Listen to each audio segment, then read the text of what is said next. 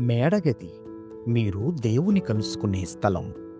1953వ సంవత్సరం నుండి నేటి వరకు అనగా గత 72 సంవత్సరాలుగా నిరాటంకంగా ప్రచురితమవుతూ 3 తరాల ప్రజలను విశ్వాసంలో అనుదినము బలపరుస్తున్న ధ్యానాలు ఇప్పుడు యూట్యూబ్లో మీకోసం.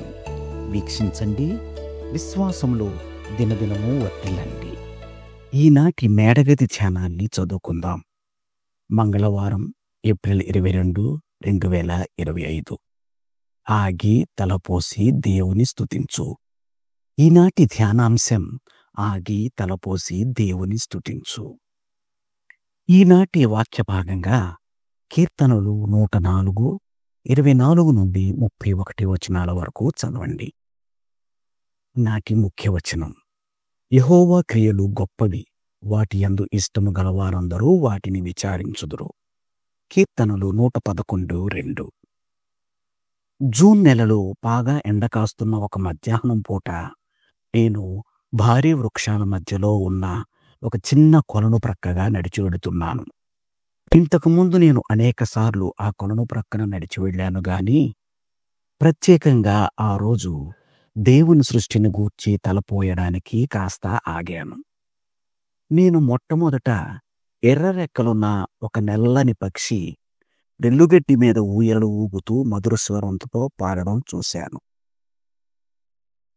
తర్వాత ఒక పావురం నీటి మీదికి ఒరిగి ఉన్న రావి చెట్టు త్వరలో కూర్చుని మూలగడం గమనించాను. ఆ పావురం యొక్క బూడిద రంగు ఈకలు క్రూర పక్షులు, జంతువుల కంటపడకుండా దానిని కాపాడుతున్నాయి. ఇక నీటి ఉపరితలంపై తెల్ల కలువలు కిరీటాల్లా విచ్చుకొని ఆ కొలనుకు మరింత శోభను తెస్తున్నాయి. ఒడ్డుకు కొంచెం దూరంలో నీటిలో గుబురుగా పెరిగిన ఒక పొద ఒక ఆడ అడవి బాతుకు గూడులా ఉపయోగపడుతున్నది. నేను నిలబడి ఆ ప్రకృతి అద్భుతాలను చూస్తూ తలపోస్తూ వాటన్నిటినీ దేవుడే సృష్టించాడని ఎరిగి అబ్బురపడ్డాను. ప్రతి చెట్టు, ప్రతి మొక్క మరియు ప్రతి పక్షి దేవుని సృష్టి నైపుణ్యానికి తార్కాణం. సృష్టి యొక్క సౌందర్యం మరియు భిన్నత్వం నన్ను సంతోషపరిచి దేవుణ్ణి స్తుతించుటకు నన్ను ప్రేరేపించింది. సమయం తీసుకుని దేవుని సృష్టిని పరిశీలించడం దేవుణ్ణి మనం ఆరాధించే విధానాల్లో ఒకటి. మనము ఆగి సృష్టిని పరిశీలించి మన చుట్టూ ఉన్న సృష్టి సౌందర్యాన్ని బట్టి దేవునికి స్తుతులర్పించడం ఆయన్ని సంతోషపెడుతుంది. నేటి ధ్యానం: సమయం తీసుకుని సృష్టిని పరిశీలించడం దేవుణ్ణి స్తుతించుటకు నన్ను ప్రేరేపిస్తుంది. ప్రార్థన: సృష్టికర్తవైన దేవా, నీ అద్భుత కార్యాలన్నిటిని బట్టి వందనాలు.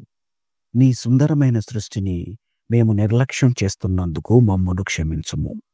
యేసు నామములో ప్రార్థిస్తున్నాం తండ్రి, ఆమేన్. ప్రార్థనాంశం: దేవుని సృష్టిని ప్రశంసించి ఆస్వాదించున్నట్లు.